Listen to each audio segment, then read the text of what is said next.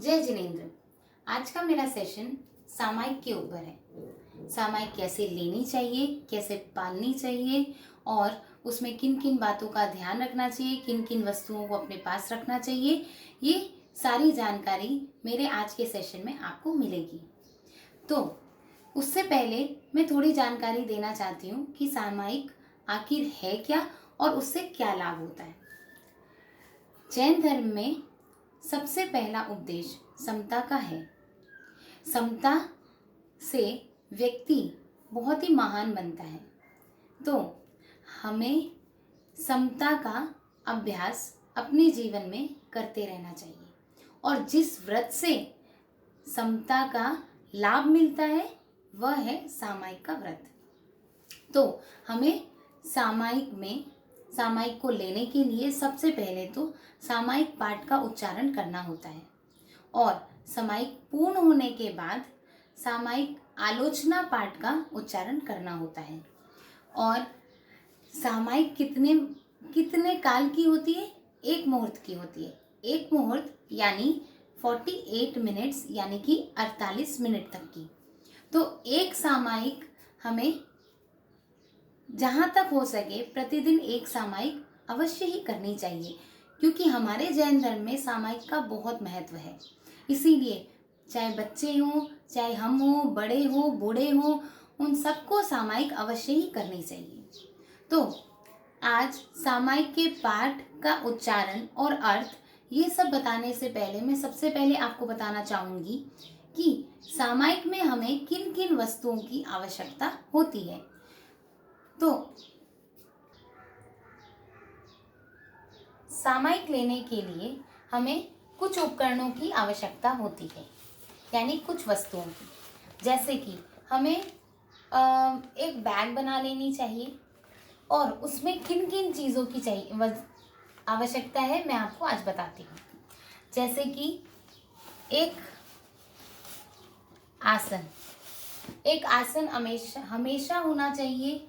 जो सबसे आवश्यक चीज़ है, जिन्हें हम इस तरह से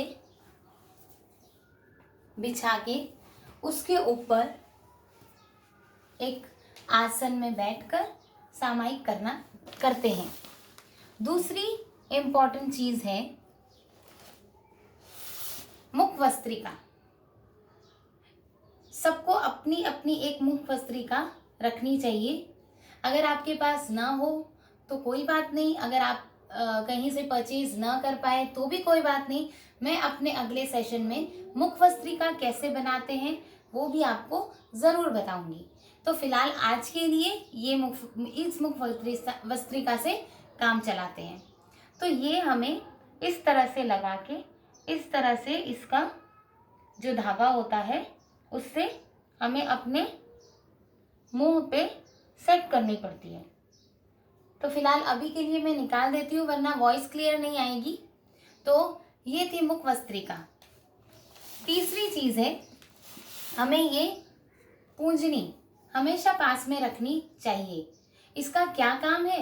ये इतनी सॉफ्ट होती है कि जब भी अगर हम दिन में सामायिक करते हैं तो अगर कभी आपको दिखे कि कोई जीव आपके आसपास आ रहा है या आपके शरीर में भी आपको कहीं खुजली का एहसास हो, महसूस हो, तो आपको इस तरह से पूंझकर खुजली करनी चाहिए या फिर इस तरह से पूंझकर उस जीव को थोड़ी सी साइड हटा देना चाहिए ताकि उस जीव की हत्या ना हो, क्योंकि सामायिक में इन सब का दोष लगता है। मैं आपको आगे बताऊंगी किन किन चीज़ों का आपको और ध्यान रखना है और किन किन चीज़ों से आपको दोष लगता है, वो सब मैं विस्तार से बताऊंगी। और अगर जेंट्स लोग सामायिक कर रहे हैं तो उन्हें इस तरह से एक कोई भी पतला सा सफ़ेद सा कपड़ा रखना चाहिए, जिसे वो इस तरह से ओढ़कर पूरा ओपन करके इस तरह से ओढ़कर वह सामायिक कर सकते हैं। ये इस तरह से ओढ़ा जाता है और इस तरह से ओढ़कर सामायिक की जाती है।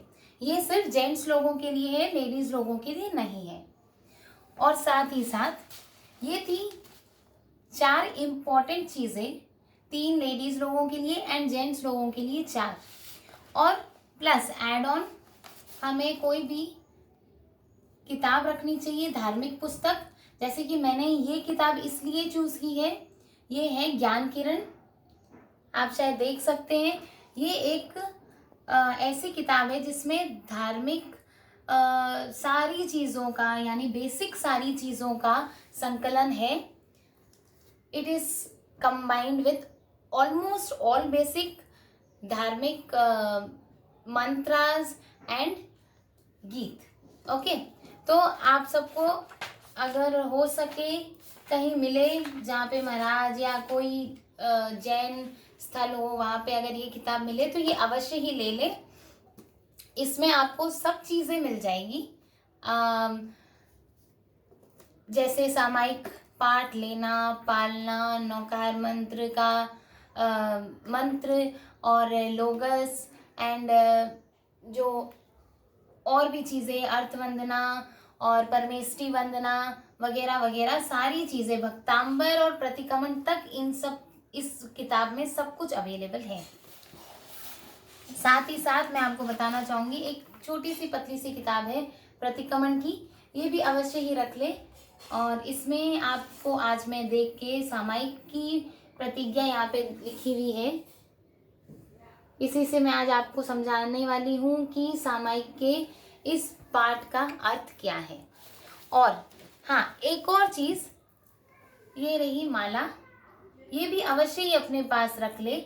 सामायिक करते समय 48 मिनट्स होते हैं, तो 48 मिनट्स में हमें क्या क्या करना चाहिए, उसमें ऑलमोस्ट ये किताब, ये माला, ये सब बहुत काम आएंगी, जो मैं आपको जल्दी बताने वाली हूँ। और ये एक बैग है जो आप देख सकते हैं, तो इसमें सारी चीज़ें आप एक जगह रख सकते हैं। तो आपके जब भी सामायिक लेंगे आपको ये बैग उठानी और सामायिक करनी है। तो अब मैं आगे बताने वाली हूँ सामायिक पाठ का उच्चारण और सामायिक पाठ का अर्थ। तो जैसे कि मैंने आपको इस किताब में बता ही दिया है कि सामायिक पाठ क्लियरली लिखा हुआ है, तो आज मैं बताऊंगी इसके अर्थ क्या क्या है। करेमी बनते, करेमी बनते यानी करेमी का अर्थ है करूंगी, बनते का अर्थ है भगवान, सामायियम का अर्थ है सामायिक करना। करेमी बनते सामायियम का अर्थ है हे भगवान मैं सामायिक करती हूँ। सावजम जोगम, सावजम जोगम का अर्थ है सावध योग, यानी कि पापकारी प्रवृत्ति के का पक्षखामी, यानी कि पक्षखान लेती हूँ। प्रत्याख्यान, आई होप इस वर्ड से आप नोन है। ये वर्ड, इस वर्ड का मतलब है कि मैं त्याग करती हूँ, पापकारी प्रवृत्ति का त्याग करती हूँ।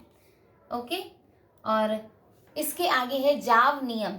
जाव नियम का अर्थ है सामायिक का जितना काल हो उतने काल के लिए मुहत्तम एगम, यानी कि एक मुहूर्त, जो मैंने आपको अभी बताया, एक मुहूर्त 48 मिनट्स का होता है। 48 मिनट्स तक हम सामायिक के पाठ में, सामायिक के व्रत का पालन करते हैं, तब एक सामायिक कही जाती है। पजवा स्वामी, पजवा स्वामी का अर्थ है मैं उपासना करती हूँ, यानी कि सामायिक के एक मुहूर्त के काल में पापकारी प्रवृत्ति का प्रत्याख्यान करके मैं उपासना करती हूँ, यानी कि भगवान की उपासना करती हूँ। दुविहम, दुविहम का अर्थ है दो करण। दो करण कौन कौन से हैं? करना, कराना, इनको दो करण कहते हैं।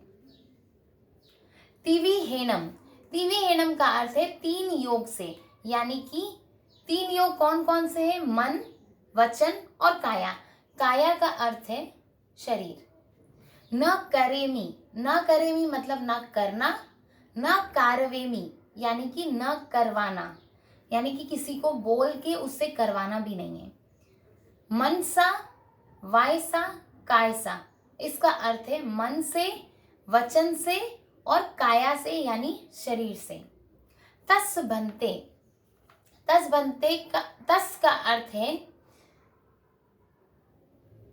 पहले के जो पूर्वकृत पाप प्रवृत्ति थी उससे बनते का अर्थ है हे भगवान, परिकमामी का अर्थ है मैं उससे निवृत्त होती हूँ, यानी कि मैं उससे मुक्त होती हूँ।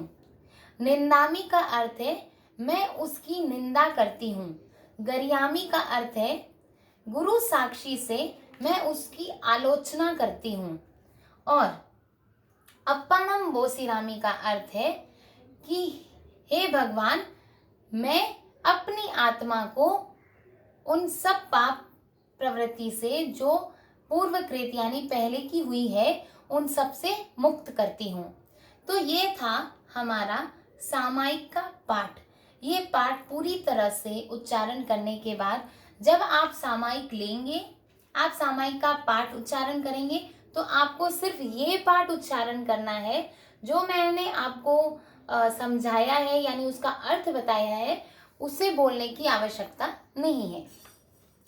तो जब आप सामायिक लेंगे तो आपको करेमी बनते सामाय्यम सावजम जोगम पच्चखामी जाव नियम मोहत्तम एगम पज्वा स्वामी दुविहम दिविहेनम न करेमी न कारवेमी मनसा वायसा कायसा तस बनते परिकमामी निंदामी गरियामी अप्पणम बोसिरामी। इतना पूरा का उच्चारण करना है। तो यह था हमारा सामायिक लेने का पाठ। अब सामायिक पालने का पाठ मैं आपको बता देती हूँ, उसके बाद मैं आपको बताऊंगी कि इन सब में क्या क्या ध्यान आपको रखना चाहिए। तो सामायिक पालने का पाठ है, 9वें सामायिक व्रत में जो कोई अतिचार दोष लगा हो मैं उसकी आलोचना करती हूँ। यानी इस पूरे सामायिक व्रत में मुझसे अगर कोई दोष हुआ हो, कोई अतिचार लगा हो, यानी कि कोई गलती हुई हो, कहीं कुछ जो सामायिक में नहीं करना हो वो कर लिया हो, तो मैं उसकी आलोचना करती हूँ, उसकी निंदा करती हूँ। मन की सावध प्रवृत्ति की हो, यानी कि मैंने अपने मन से कोई पाप प्रवृत्ति की हो, वचन से कोई सावध प्रवृत्ति की हो, यानी कि वचन से कोई पाप प्रवृत्ति की हो, और शरीर से कोई सावध प्रवृत्ति की हो, यानी कि शरीर से कोई भी पाप प्रवृत्ति की हो, तो मैं उसकी आलोचना करती हूँ। और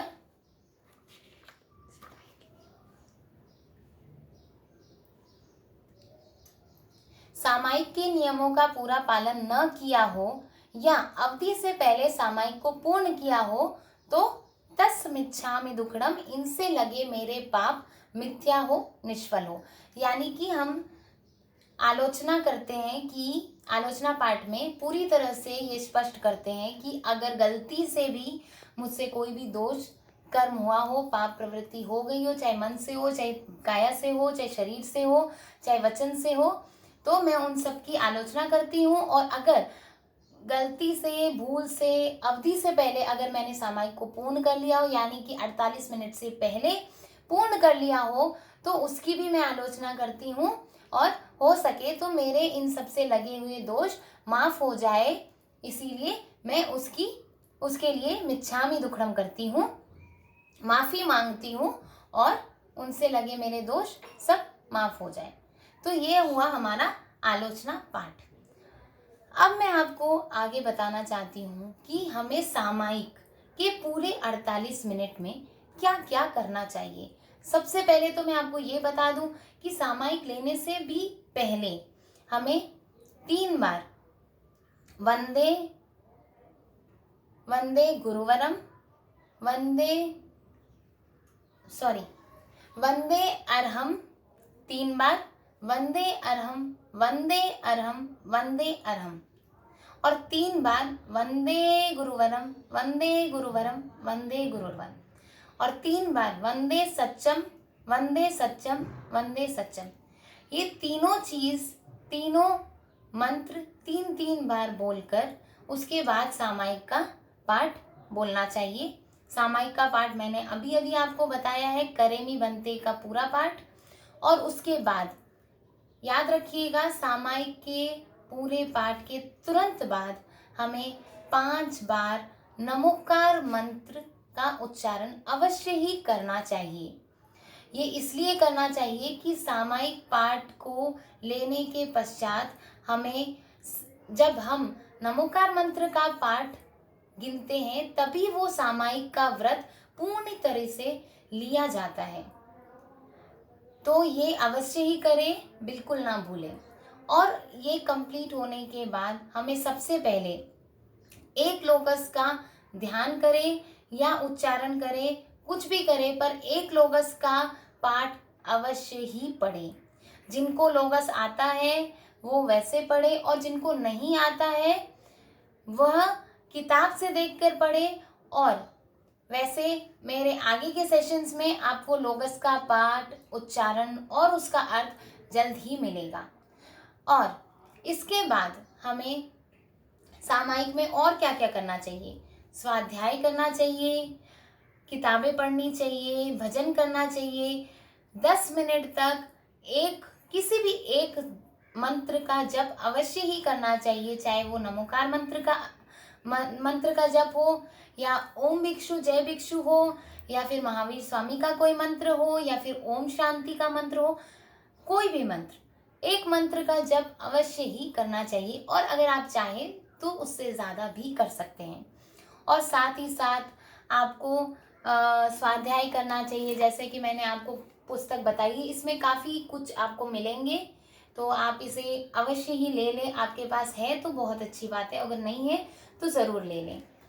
तो ये था सामायिक, पूरे सामायिक में हमें क्या क्या लेना चाहिए। और हाँ, एक और बात, जब हम सामायिक की आलोचना का पाठ पढ़ते हैं उसके बाद भी हमें 5 नमोकार मंत्र अवश्य ही पढ़ने चाहिए। नमोकार मंत्र की महिमा बहुत बहुत बहुत ज़्यादा है, जो मैंने आपने पहले के कुछ सेशंस में बताए हैं। अगर आपने नहीं देखे तो प्लीज़ उन्हें भी ज़रूर देख लें।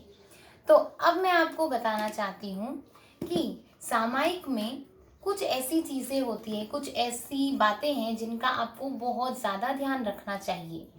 जैसे कि आपको सामायिक में जहाँ तक हो सके एक ही आसन में बैठना चाहिए, चाहे कोई भी आसन हो, सुखासन हो या वज्रासन हो, आपको एक ही आसन में बैठना है। अगर किसी के कोई तकलीफ है तो आप थोड़ी बहुत हलचल कर सकते हैं, थोड़ा एक आसन चेंज कर सकते हैं, पर आपको चलना फिरना उठना 48 मिनट तक बिल्कुल नहीं है। दूसरी बात, हमें किसी को भी टच नहीं करना है। यानी कि जैसे कि आप मेरे पास देख सकते हैं फर्नीचर्स है, और जैसे पर्दे होते हैं, जैसे कि चेयर्स पर तो आजकल बैठ के सामायिक करते हैं जिनकी सुविधा नहीं है। बट अगर आपके कोई प्रॉब्लम नहीं है पैरों में, घुटनों में, कमर में या कहीं भी, तो आपको नीचे ही बैठकर सामायिक करनी चाहिए। प्लस आपको अपने जो उपकरण है वो हमेशा अपने पास रखने चाहिए। मुख वस्त्रिका पूरी तरह से, ये रही मुख वस्त्रिका, पूरी 48 मिनट तक आपको इसको मुंह पे बांध के ही रखना है, बिल्कुल हटाना नहीं है।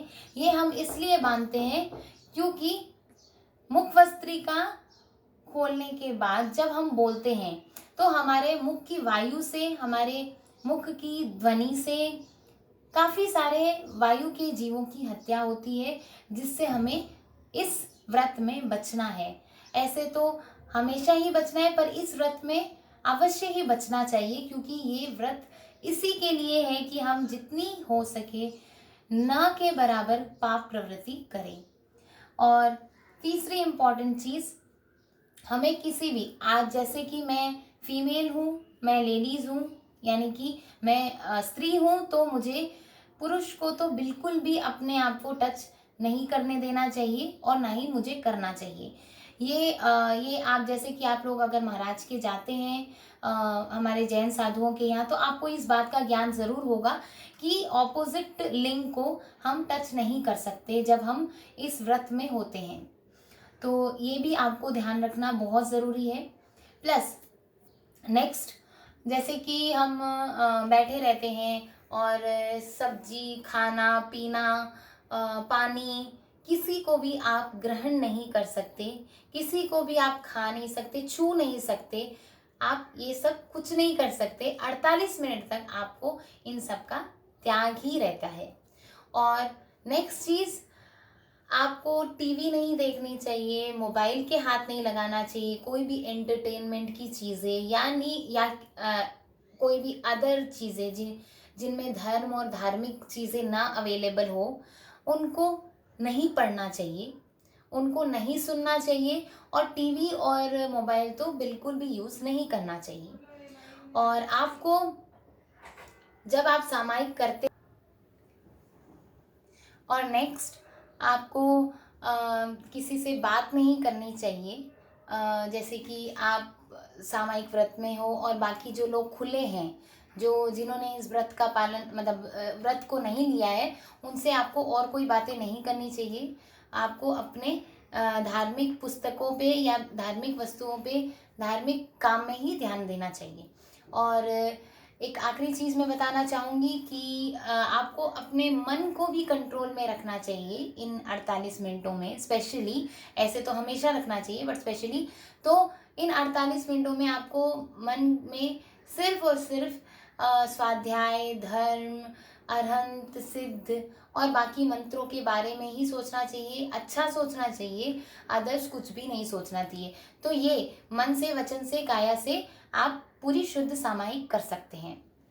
तो ये थी हमारी आज की सामायिक की पूर्ण जानकारी। और हाँ, एक चीज़ मुझे बतानी है कि सामायिक पाठ के बाद आपको एक मुहूर्त तक का, यानी एक घड़ी तक का 4 वारा का त्याग भी कर लेना चाहिए, जो कि आपका इसके साथ साथ पल जाता है और आपको इसका लाभ मिलता है। 4 वारा का त्याग यानी कि आपको खाना भी नहीं खाना है, आपको पानी भी नहीं पीना है, आपको कुछ नहीं करना है। इसमें आपको पता ही है कुछ नहीं करना है, तो 4 वारा का त्याग भी लेना चाहिए।